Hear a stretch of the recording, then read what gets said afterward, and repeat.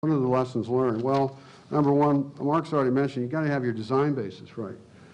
That plant was originally designed with a design basis for tsunami protection at 3.12 meters. That today is still the official design basis for that, for those units. They never have changed the official licensing basis for those units, according to the IEA's report that was issued this week, yesterday on Monday. TEPCO did go back in 2002 and revise their tsunami level to 5.7 meters. Mind you, this tsunami came in, it was 4 meters, 14 to 15 meters. But it's unclear whether or not they did any facility construction modifications except in one place. It's not clear that they protected the entire facility at 5.7 meters. And moreover, the NSIA, the Japanese regulator, never signed off on the increase in tsunami protection that was.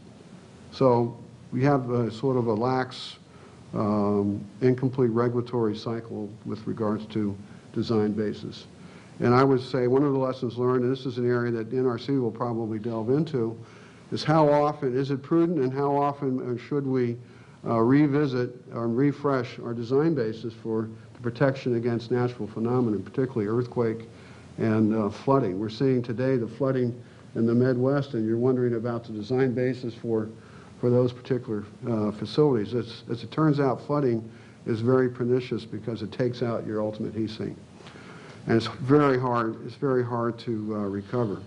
We see an area, so one area is NRC going to require sort of periodic updates? They're already redoing seismic updates for centrally and easternly located nuclear plants because of the revised seismicity work that the USGS has done.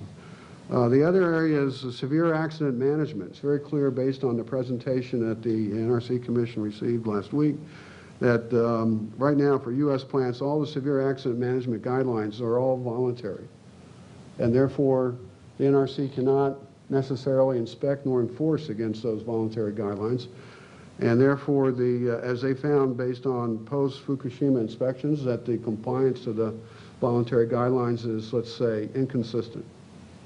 So I think the regulator will probably see fit to want to expand the scope of regulation into severe accident management.